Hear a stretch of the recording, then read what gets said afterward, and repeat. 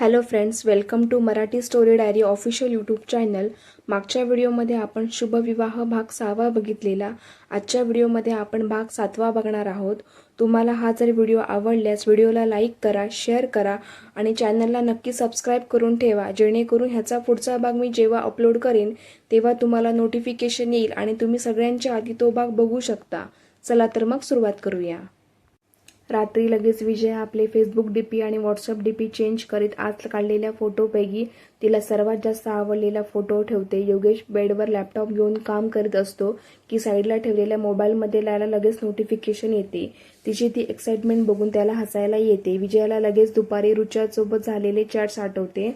Mobile मिळाल्यानंतर विजया पहिला call आपल्या मैत्रिणीला करते. तसे त्यांचे मेसेजवर बोलणे पण चालू होते. खूप दिवसापासून घरात राहून तिला बोर झाले होते आणि रुच्याला भेटायची पण इच्छा होती. त्यामुळे रुच्या तिला बाहेर फिरायला जाऊ आणि खाऊ पिऊ आणि परत येऊ म्हणते. पण विजया योगेशने परमिशन दिल्याशिवाय येऊ शकत नाही. त्यामुळे त्याला परमिशन मागण्यासाठी ती हळू त्याच्या बाजूला बेडवर जाऊन बसते. पण तो कामात बघून तिची बोलायची हिंमत होत नाही. तर कामात असूनही योगेशच्या लक्षात येते की विजयाला काही कामासाठी आपल्या जवळ आली आहे. पण ती बोलल्याशिवाय आपण स्वतःहून विचारायचे नाही असे ठरवूनच असतो. बराच वेळ होतो पण तिची अजूनही चुळबुळ चालूच असते. शेवटी तो मोबाईल उचलून FBवर तिच्या डीपीला लाईक करून ब्युटिफुलची GIF कमेंट करतो. तशी तिला नोटिफिकेशन येते. ती लगेच योगेशची कमेंट बघते आणि वर मान करून त्याला बघते तर तो आपल्या लॅपटॉपमध्ये काम करीत असतो. विजया मनात काय करू, हे तर कामात बिझी आहे. उद्या विचारलं तर वेळेवर सांगते म्हणून रागवले आणि नाही जाऊ दिलं तर मला कसंही करून आजच विचारायला पाहिजे. इतके बिझी आहेत तरी फेसबुक बघायला वेळ काढतात. मी विचारलं तर म्हणेल कामात आहे, दिसत नाही का. तसाही कुठल्या गोष्टीचा राग येईल आणि कुठली गोष्ट कॅज्युअल घेईल सांगता येत नाही. हा आयडिया पण नाही. तशी ती व्हॉट्सअपवर मेसेज टाकते, अहो मला तुमच्याशी थोडं बोलायचे होते. तो लगेच मेसेज वाचून रिप्लाय करतो, बोल ना. ती रिप्लाय बघून शॉक होते. मनात आता काय इतक्या जवळ बसून मेसेजवर विचारू. ती त्याच्याकडे बघते तर तो कामात बिझी. पण पर्याय नाही बघून ती पुन्हा मेसेज करते, मला ना उद्या माझ्या मैत्रिणीला भेटायला जायचे आहे, जाऊ का. तो मेसेज रीड करून पण रिप्लाय नाही करत. त्यामुळे विजयाचा जीव वर खाली होतो. काय झालं असेल, रिप्लाय का नाही केला. बापरे, भेटायला जाऊ का म्हटले तर राग नाही ना आला. ती लगेच दुसरा मेसेज टाकते, ते मी सहजच विचारले, तुम्ही जा म्हणाल तरच जाणार होते, नाही तर नाही. तो हाही मेसेज रीड करतो. इकडे विजया दाताने आपले नख कुरतडत असते. तो थोडा विचार करून रिप्लाय करतो, ठीक आहे जा. नोटिफिकेशन बघून ती लगेच बघते आणि मेसेज वाचून तिचा विश्वास बसत नाही. हे मला खरंच जा म्हणत आहेत. पण यांनी कुठे चालली, कुठली मैत्रीण, काहीच नाही विचारलं. खरंच मेसेज नीट वाचला की असंच जा म्हणून दिले आणि मग माहीत झाले की मी बाहेर गेली होती आणि डिटेल्स नाही दिले म्हणून रागवणार तर नाही ना. मला चान्स नाही घ्यायचा काही. ती पुन्हा मेसेज करते, खरंच जाऊ ना. त्याचा पण लगेच रिप्लाय, विजया वैतागून, या चा अर्थ काय घेऊ आता. ती पुन्हा मेसेज करते, अहो मी खरंच बाहेर मैत्रिणीला भेटायला जाऊ ना. आता योगेश वैतागून लॅपटॉप बाजूला करतो आणि तिला रोखून बघत, विजया एकदा हो म्हटलं कळत नाही का, काय चालले आहे. विजया मनात, बापरे त्यांना राग आला, आता काय करू. ती थोडी मृदू आवाजात, ते तुम्ही मला विचारले नाही ना कुठली मैत्रीण आणि कुठे भेटायला चालली, तरीही हो म्हटलं म्हणून मी पुन्हा कन्फर्म करायला विचारले. योगेश पण तेवढ्या सॉफ्टपणे, माझा विश्वास आहे तुझ्यावर विजया. तू मैत्रिणीला म्हटले तर तिलाच भेटायला जाशील आणि राहिला प्रश्न कुठे भेटत आहे तर मी तुला एकटीला असे कुठेही पाठवणार नाही. उद्या ड्रायव्हर घरीच थांबेल तुझ्यासाठी आणि तू घरच्या कारने ड्रायव्हरला सोबत घेऊन जाशील. मी सगळा विचार करूनच तुला हो म्हटलं. विजया खाली मान घालते. एका क्षणात त्याने इतका विचार करून हो म्हटलं हे बघून तिचे डोळे पाणावतात. पण त्याच्या लक्षात येणार नाही. त्याची काळजी घेत ती डोळे पुसते.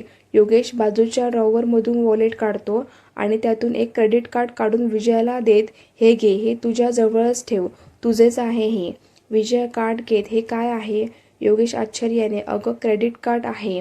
तुला काही शॉपिंग करायची असते किंवा रेस्टॉरंटचं बिल पे करायचे असेल तर हे राहू दे, याने कॅश पण काढता येते. विजया, ते मला हे ऑपरेट नाही करता येत. मनात काय म्हणत असेल मला हे, की हिला काहीच येत नाही, साधे कार्ड पण कधी बघितले नाही का? पण योगेश काही न बोलता मोबाईलवर एक व्हिडिओ ओपन करतो आणि तिला कार्ड कसे यूज करायचे सांगतो. ते बघून विजया, इतकं सोपं असतं हे योगेश? ह्या वस्तू काम सोपी करायला असतात, वेळ वाचतो याने. योगेश सगळ्या वस्तू बाजूला ठेवून आपले काम आटोपतो आणि विजयाच्या बाजूला बेडवर मागे टेकून बसत, विजया एक विचारू का तुला? विजया निरागसपणे, हो विचारा ना. तुझे एज्युकेशन काय झाले? विजया एक्साइट होत, माझे BA झाले आणि मी याच वर्षी फर्स्ट क्लासमध्ये पास झाले. योगेश आश्चर्याने, काय? मनात विचार करीत, म्हणजे ही 21 वर्षाची असेल आणि मी 29, म्हणजे पूर्ण 8 वर्षांनी लहान आहे ही. पण ही इतकी हुशार मुलगी आणि हिला काहीच कसं नाही माहीत? तो तिच्याकडे बघून, पण मग तू अशी का आहेस? विजया, अगं म्हणजे तू एवढी हुशार मुलगी, तुला फेसबुक, व्हॉट्सअप आणि कार्ड स्वॅप करणे काहीच असे माहिती नाही. तुझ्या वडिलांकडे निदान डेबिट कार्ड, मोबाईल तर असेलच ना? त्याच्याकडे शॉक होऊन बघते.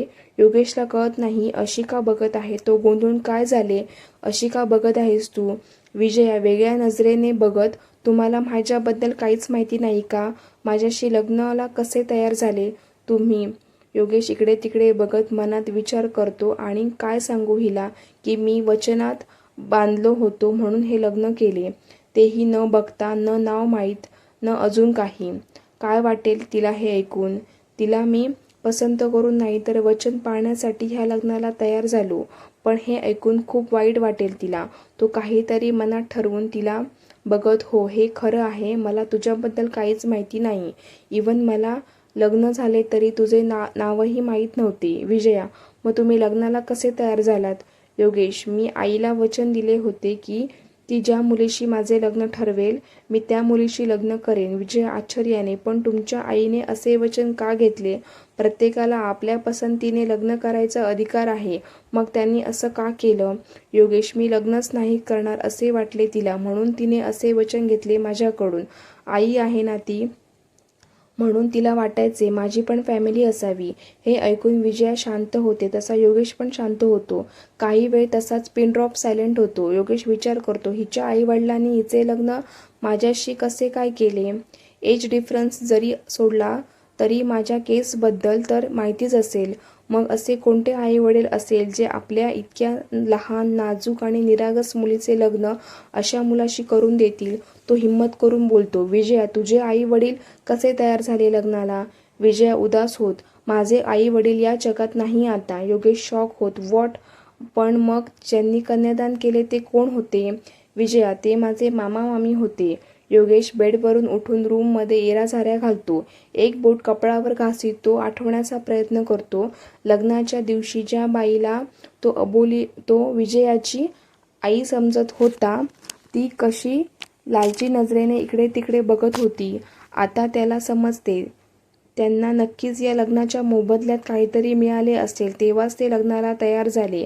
आणि नक्कीच विजयाला त्यांनी दाबून ठेवलं असणार, म्हणून तर इतकी हुशार असूनही तिला बऱ्याच गोष्टी माहीत नाही. आता त्याला हळूहळू सगळे उघडत जाते.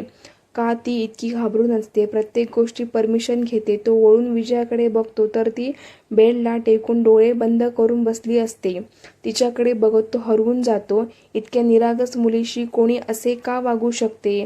वॉचमध्ये बघतो तर रात्रीचे 12 वाजत होते. तो लगेच विजयाजवळ येत तिची पिलो नीट ठेवत, विजया चल झोप आता, खूप उशीर झाला. तशी विजया बेडवर आडवी होत झोपी जाते. मात्र योगेश तिच्याकडे बघत बऱ्याच वेळ विचार करीत राहतो. दुसऱ्या दिवशी सकाळी विजया खूप खुशीत उठते, कारण तिच्या एकमेव जिवलग मैत्रिणीला भेटायची परवानगी मिळाली होती. आज रुच्याला भेटणार या धुंदीत ती गार्डनमध्ये येते. सगळ्या फुलांवर हात फिरवते, तर पॉटमधल्या पाण्यात हात टाकून ती रंगीबेरंगी माशांना घाबरवून सोडते. यात तिला फार मजा वाटते. आज तिला काय करू नि काय नको असे होऊन जाते. झाडांची मशागत करणारे माळीकाका एका नजरेने तिला बघत असतात. शेवटी असे खुश बघून न राहवत, माळीकाका, बाईसाहेब, खूप खुश दिसतायसा, काय झाले असे? विजया खुश होत, काका, मी आज माझ्या मैत्रिणीला भेटायला जाणार आहे. माळीकाका, अरे वा, मला वाटले काही मोठी गोष्ट असेल. विजया, काका, तुम्हाला ही गोष्ट मोठी नाही वाटत? माळीकाका, याच्यात काय मोठी गोष्ट आहे? मैत्रिणीला भेटायला कोणी कधीही जाऊ शकतं, त्याच्यात काय नवल. यावर विजया एकदम शांत होते मनात. तुम्हाला काय माहीत काका, मला घराबाहेर पडायला, मंदिरात जाण्यासाठी सुद्धा मामीला किती विनवण्या कराव्या लागायच्या. त्यात कॉलेज संपल्यानंतर तर रुच्याशी तर ती भेटलीच नाही. एकुलती एक जीवाभावाची तर मैत्रीण आहे माझी, त्यामुळे एकदा विचारता तिला भेटायची परमिशन मिळाली याचा आनंद तुम्हाला नाही कळणार. माळी काका, बाईसाहेब बाहेर चालल्या तर हे गुलाबाचे फूल तोडून देऊ का, केसात माळून जा. विजया हसत, काका आता ती फॅशन नाही आहे गुलाबाचे फूल केसात माळायची. माळी काका, तुमची फॅशन बिशन तर नाही कळत आम्हाला, पण आमची ही होती ना, तिला रोज गजरा नाहीतर फूल लागायचं केसात माळायला. विजया, काका आताही लावतात का काकू केसात गजरा. नाही, 6 वर्ष जग्या झाले ती गेली मला सोडून, आता देवाच्या बगीचातली फुले लावत असेल. विजया शांत होते, पण काही वेळाने विषय बदलून, काका इथे इतकी वेगळीवेगळी फुलं आहेत, यात लाजाळूचे फूल कोणते आहे. माळी काका हसत, बाईसाहेब लाजाळूचे झाड असते, फुलं थोडी असतात. विजया, झाड तर माहिती आहे मला, मी बघितलं पण आहे, पण फुलं असेल ना, इतक्या साऱ्या फुलात एखाद्याला लाजाळू नाव दिलं असेल. माळी काका, नाही हो बाईसाहेब, असे काही फूल मी तरी नाही ऐकलं, आपल्या बगीचात तर नाही आहे. विजय आश्चर्याने, खरंच आपल्या बगीचात लाजाळूचे फूल नाही आहे. माळी काका, अहो बाईसाहेब, लाजाळूचे फूल नसतेच. कुणी सांगितलंय तुम्हाला. ज्याने कोणी सांगितलंय एकतर तो पागल आहे, नाहीतर तुम्हाला पागल समजत आहे. विजया तोंडावर हात ठेवत, मनाच्या तर मला मूर्ख बनवत होते. काय म्हणत होते, लाजाळूच्या फुलांची फोटो सगळ्यात सुंदर निघाली आहे, सगळ्या फोटोत आहे. विचार करी, सगळ्या फोटोत तर मी आहे, म्हणजे मी लाजाळूचे फूल. ती लटक्या रागाने थोडी लाजून सरळ सरळ, तुझी फोटो चांगली निघाली म्हणायला काय झाले होते, असे अडून तारीफ करण्यापेक्षा अकडूच आहेत. ती लाजतच बेडरूममध्ये जाते तर योगेश उठून जिम रूममध्ये गेलेला असतो. ती हाताची घडी घालून योगेशच्या फोटोकडे बघत नाक मुरडत, अकडू कुठले. सर्व आटपून दुपारी विजया रुच्याला भेटायला जाते. एका रेस्टॉरंटमध्ये रुच्या तिची वाट बघत असते.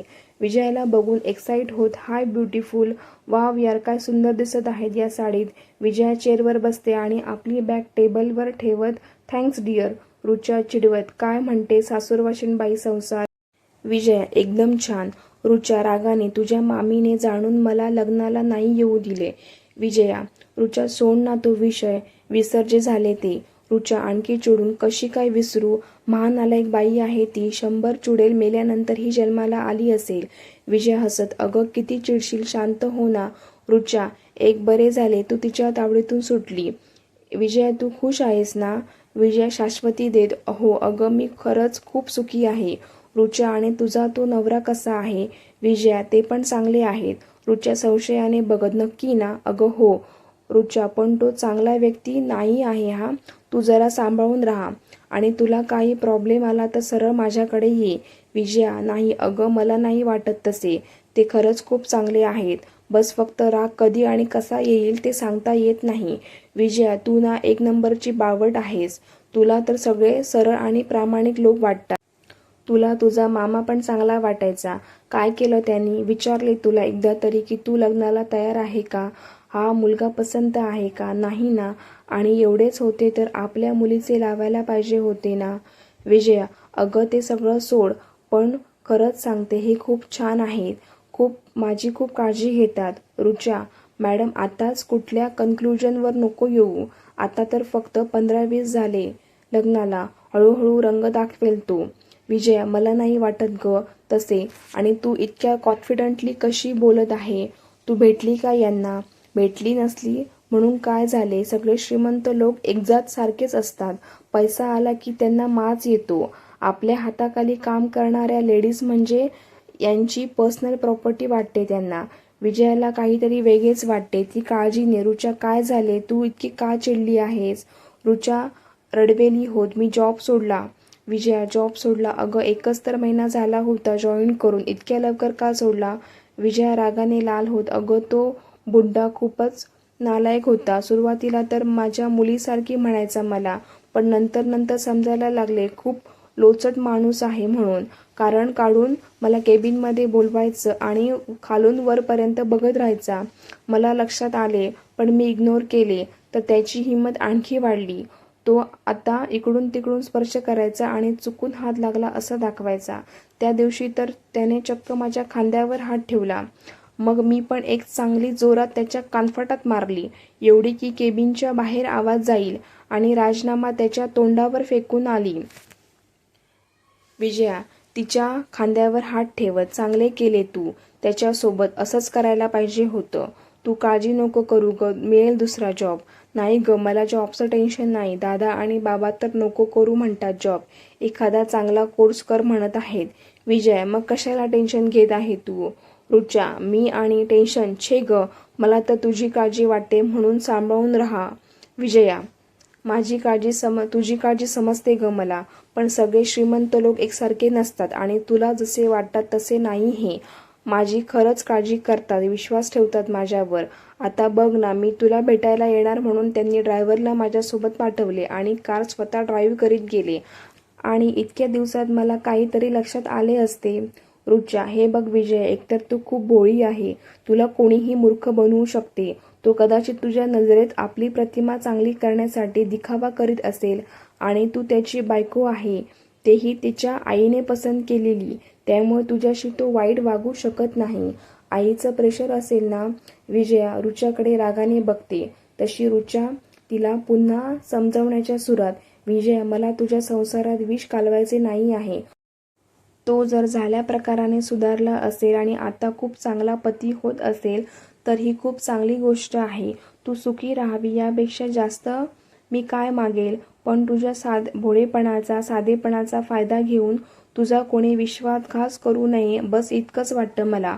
विजय म्हणजे तुला म्हणायचंय की ती केस खरी होती? ऑब्विसली यार. विजय तुला कळत कसे नाही? रुचा केस हे जिंकले होते तरी तू यांना दोषी मानते. तुला ती मुलगी बरोबर वाटत होती असं वाटतं. अगं सगळ्या बातम्या खऱ्या असतातच असे नाही. आणि आपण तेव्हा लहान होतो, फक्त 10वीत होतो. तू तेव्हाच्या बातमीला इतक्या कॉन्फिडेंटली खरी कशी मानू शकते? हा तुला तसे वाटत असेल तर ठीक आहे, मी मानेन की तू तुझ्या नजरेने बघत आहे, पण तू तर सरळ हे आरोपी आहे हेच बोलत आहे. रुचा तुझ्याकडे मोबाईल आहे ना, तू त्यावर योगेश काटकर रेप केस सर्च कर, म्हणजे तुला सगळं कळेल. मी इतक्या कॉन्फिडंटली तुझ्या लाडक्या नवरोबाला आरोपी म्हणत आहे. यावर विजय शांत होते आणि कुठल्या तरी विचारात गुंतते. तिला तसे बघून रुचा तिच्यासमोर चुटकी वाजवत, आता सोड तो विचार, नंतर आरामात कर. आता काहीतरी खाऊ आपण, मला पण खूप भूक लागली आहे. विजया भानावर येत हलकी स्माईल करते. तू कर ना ऑर्डर, काय मागवायचे ते. मला कळत नाही यातले काही जास्त. रुचा होईल तुला आता सवय. ती जगदंबा तर तुला घराच्या बाहेर निघू देत नव्हती. मामी आहे माझी, चांगलं बोल ना तिच्याबद्दल. रुचा तोंड वाकडे करीत, मामी माय फूट. रुचा मेनू कार्ड बघत, ये सिझलर ऑर्डर करू. विजय हे काय असतं? रुचा वेटरला बोलून ऑर्डर देते आणि विजयाकडे बघून, आता आले की समजेल तुला. आता तू श्रीमंत घरची सून आहे तेव्हा सवय कर, नाही तर स्वतःचे हसे करशील. काही वेळाने ऑर्डर येते तशा दोघेही ती डिश एन्जॉय करून खातात. बिल येते तशी रुचाला थांबवत, विजया मी पे करते. आणि विजया ते बिल बघून, बापरे एका डिशचे एवढे पैसे. रुचा तिच्या हातातून बिल घेत, ए बावळट, ही डिश एवढ्याचीच असते. तू पहिल्यांदा एवढ्या महाग रेस्टॉरंटमध्ये येत आहे का? अगं करोडपतीची बायको आहे तू. हे अशी चिंधाचोरी नको करू. विजय आश्चर्याने, काय चिंधाचोरी? अगं एका डिशचे 700 रुपये म्हणजे काय? अगं आपल्या कॉलेजपाशी त्या भैयाच्या कॅन्टीनमध्ये 150 रुपयात पूर्ण पोटभर जेवण मिळतं, तेही टेस्टी. रुच्या डोक्यावर हात मारत, अगं त्या भैयाची कॅन्टीन आणि 5 स्टार हॉटेलमध्ये काही फरक आहे की नाही? विजया काही नाही ग, सगळी लूट आहे. सगळं हाय क्लास पॉश केलं की साधा भात सुद्धा 500 रुपये डिश देतील. रुचा हो मग तसंच असतं वेडाबाई, यालाच बिझनेस म्हणतात. चल आता. आणि दोघेही निघतात. विजया घरी येत सरळ बेडरूममध्ये जाते. ती घरी येईपर्यंत फक्त योगेशच्या केसचाच विचार करीत होती. आल्या आल्या कपडे चेंज न करता ती बेडवर पडते आणि मोबाईल काढते, यूट्यूब ओपन करते, पण लिहायला बोट उचलत नाही. शेवटी हिंमत करून ती त्यावर योगेश काटकर रेप केस टाकते आणि त्यावर भराभर 5-6 व्हिडिओ एकाखाली एक दिसतात. ओपन करू की नाही? ती पुन्हा त्यावर बोट टच करायला नेते आणि मागे घेत मनात अनेक विचारांची गर्दी झालेली असते. काय करू, कुणावर विश्वास ठेवू? रुचा जी माझी खूप क्लोज फ्रेंड आहे, जी नेहमी माझ्या चांगल्याचाच विचार करते, तिच्यावर की ज्यांच्यासोबत राहत आहेत ते माझी काळजी करतात, रिस्पेक्ट देतात, त्यांच्यावर मला नाही वाटत की ते दिखावा करतात. ते बहुतेक जसे आहेत तसेच घरात राहतात. शेवटी काय ते त्या व्हिडिओतच बघायला मिळेल. ती पहिलाच व्हिडिओ प्ले करते. चला मैत्रिणींनो, आजच्या पुरतं एवढंच. तुम्हाला हा व्हिडिओ आवडला असेल तर व्हिडिओला लाईक करा आणि चॅनलला नक्की सबस्क्राईब करून ठेवा.